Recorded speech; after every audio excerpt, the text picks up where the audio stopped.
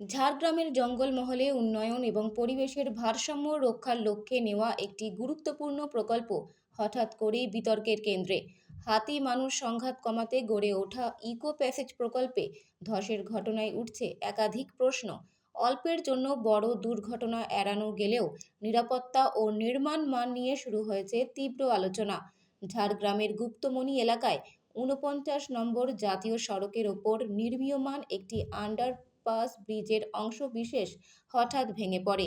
এই আন্ডারপাসটি মূলত হাতির নিরাপদ চলাচলের জন্য তৈরি করা হচ্ছিল, যাতে নিচ দিয়ে হাতির দল পারাপার করতে পারে এবং উপর দিয়ে নির্বিঘ্নে চলাচল করতে পারে যানবাহন। কিন্তু ঢালাইয়ের কয়েক ঘন্টার মধ্যেই কাঠামোর একটি অংশ ধসে পড়ায় নির্মাণের গুণগত মান নিয়ে স্বাভাবিকভাবেই প্রশ্ন উঠছে। ঘটনার খবর পেয়ে এলাকায় পৌঁছান গোপীবল্লভপুর বিধানসভার তৃণমূল প্রার্থী অজিত মাহাতো এবং তৃণমূল নেতা দীনেন রায় ও শ্রীকান্ত মাহাতো।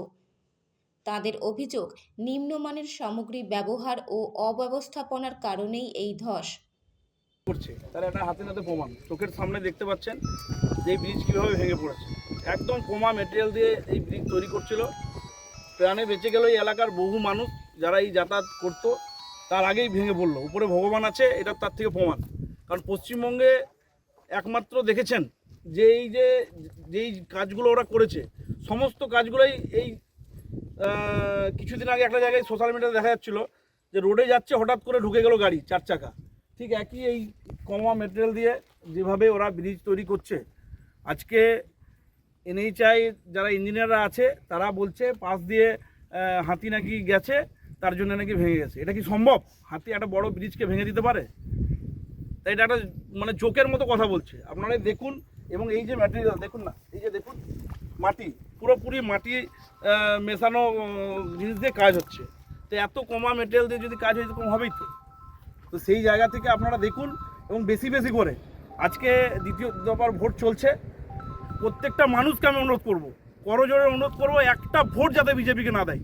বিজেপি যদি আসে এইভাবেই গোটা পশ্চিমবঙ্গটাকে ভেঙে দেবে। মমতা বন্দ্যোপাধ্যায় যেভাবে সোনার বাংলা করার জন্য আজকে আপনারা দেখেছেন সুস্থ শ্যামলা গোটা পশ্চিমবঙ্গটাকে সুন্দরভাবে সাজিয়েছে। তো সেই জায়গা থেকে বিজেপি শুধু ভাঙতে পারে, তারা গড়তে পারে না। তাদের কথাতেই আছে। আপনারা দেখেছেন দিলীপ ঘোষ এখানে এসেছিল, বলছে ভেঙে দাও, গুড়িয়ে দাও, বাঁশ নিয়ে এসছে, বলছে বাঁশ দিয়ে করে দেবো। আজকে জঙ্গলমহলে যখন লড়াই আন্দোলন হচ্ছিল, আমাদের পাশেই আছে আমার শ্রীকান্ত মাহাতো, আমাদের মন্ত্রী, এবং আমার দাদা দীনেন দা আছে বিধায়ক, আমাদের ডিস্ট্রিক্ট প্রেসিডেন্টও ছিল। সেই সময় কোনো বিজেপির নেতারা ছিল যখন জঙ্গলমহলে এত অশান্তি হচ্ছিল? কাউকে দেখতে পেয়েছিল? দিলীপ ঘোষ তো পালিয়ে গেছিলো তো ধ্যানে। যখন জঙ্গলমহলে এই জিনিস ছিল দেখা যায়নি। আর আজকে তারা আমাদের এখানে এসে দুটা মাতালকে জয়েন করিয়ে বলছে কাঁচা বাঁশ নিয়ে রাখবে, তাই বড় বড় ভাষণ। এবং এখন এদের যে আব্বাব, মনে হয় ক্ষমতায় তারা চলে এসছে। তো সেই জায়গায় আমি বলবো যে দ্বিতীয় দফার ভোট চলছে, প্রত্যেকটা মানুষকে আমি অনুরোধ করবো যে এই বিজেপি যদি আমাদের এই পশ্চিমবঙ্গে কোনোদিনও আসে, এইভাবেই আমাদের গোটা পশ্চিমবঙ্গটা ভেঙে পড়বে। তাই প্রত্যেককে সতর্ক করব যে আপনারা ভোটটা দেওয়ার আগে একবার ভাববেন। মমতা বন্দ্যোপাধ্যায় আছে বলে পশ্চিমবঙ্গের প্রত্যেকটা মানুষ আজকে ভালো আছে, আনন্দ আছে। আজকে এই যে 15 বছরে এত উন্নয়ন, সেটা কি কোনো রাজ্যে হয়েছে? এত উন্নয়ন এবং সুন্দরভাবে হয়েছে। যে কাজগুলো হয়েছে আজকে আমাদের ইউনিভার্সিটি, মেডিকেল কলেজ থেকে শুরু করে একবার গিয়ে দেখে আসুন যে কীভাবে সুন্দরভাবে কাজ হয়েছে। আজকে ভসরাঘাটের ব্রিজ, পাপড়পুরের ব্রিজ, লালগড় সেতু, আমাদেরও তো হয়েছে কাজ। কিন্তু এই গভর্নমেন্ট যে কাজগুলো করেছে, সেই কাজগুলো কাজের মতো করে কাজ হয়েছে। আর আজকে তারা যে কাজ করছে দেখুন না, মাটির সিমেন্ট নাই, মাটি দিয়ে করেছে এবং ভেঙে পড়েছে এবং ঢাকিয়ে দিয়েছে। নিম্নমানের রড ঢাকিয়ে দিয়েছে যাতে মানুষ না বুঝতে পারে। ওই দিকটা আপনারা দেখেছেন? ওই দিকটা একবার ঘুরিয়ে, ক্যামেরাটা ঘুরিয়ে দেখান মানুষকে, যে তারা যাতে মানুষ বুঝতে না পারে তার জন্য পুরো সাদা তিরপল দিয়ে, সাদা কাপড় দিয়ে পুরোটাকে ঢেকে দিয়েছে। তাহলে ভেবে দেখুন। এবং যারা এই কাজের সঙ্গে যুক্ত তাদের আমরা শাস্তির দাবি করব। আমরা যেখানে যেখানে কমপ্লেন করতে হয় আমরা কিন্তু জানাবো। এবং যারা এই কাজের সঙ্গে যুক্ত তাদের আমরা শাস্তির দাবি করছি। কারণ এই জিনিস একটা বড় দুর্ঘটনা হতে পারতো, বেঁচে গেছে মানুষ। কারণ সামনে আমাদের মা গুপ্তমণির মন্দির আছে, বাঁচিয়ে দিয়েছে।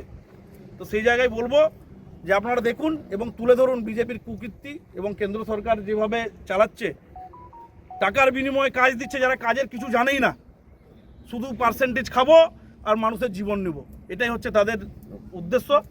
দেখুন আপনারা, এটাই আর কি বলবো। নিম্নমানের সামগ্রী দিয়ে এই ব্রিজ তৈরি হচ্ছে। দেখুন আপনারাই দেখুন, আমি কি বলবো, আমি তো আর ইঞ্জিনিয়ার নই যে আমি টেস্ট করে বলবো।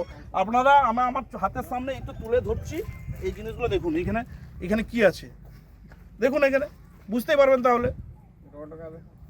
রডগুলো দেখুন, মরচে পড়া রড দিয়ে আপনারা দেখুন না, এগুলো দেখান। আমি তো ইঞ্জিনিয়ার নিজে টেস্ট করে বলে দেবো এটা এই ব্যাপার আছে, কিন্তু আমি চোখে যেটা দেখতে পাচ্ছি একদম নিম্নমানের রড হয়ে গেছে। সিমেন্ট নাই, সিমেন্টের ভাগ নাই বললেই চলে, যেটা সাধারণ চোখে দেখা যায়, সেই জিনিসটা আপনারাও দেখতে পাচ্ছেন। সেই জিনিস আজকে এই তো আমাদের মাথার উপরে মা গুপ্তমণি আছে, বাঁচিয়ে দিল হাজার হাজার মানুষের প্রাণ, এটাই বলবো। কতদিন ধরে এখানে কাজ চলছে? চলছে অনেক দিন ধরেই চলছে, তো আজকে তো এই ব্রিজ ভেঙে পড়লো। এক বছর 1 মাস হয়েছে, মার্চ থেকে মার্চ, এটা এপ্রিল, 1 বছর 1 মাস। প্রায় 1 বছর ধরে চলছে এই কাজ। এই জায়গাটার নাম কি যেখানে ব্রিজটা হচ্ছে? গুপ্তমণির সামনেই একদম, মাঝামাঝি হচ্ছে এটা। খেমাশুলি আর গুপ্তমণির একদম মাঝামাঝি জায়গা। মানুষের সমস্যার সমাধানে এই ব্রিজ তৈরি হচ্ছিল, কিন্তু ব্রিজ চলাকালীনই ভেঙে পড়ে। এটা যদি চালু হয়ে যেত ওই তারপরে তো বলল মা গুপ্তমণি আছে, ক্ষতিটা সামনে বেশি হতো। বাঁচিয়ে নিল। অনেক ক্ষতি হতো, অনেক বড়, চালু হওয়ার পর ভাঙলে ক্ষতি হতো। অনেক বেশি ক্ষতি হতো, যেটা হাজার হাজার মানুষের প্রাণ যেতে পারতো।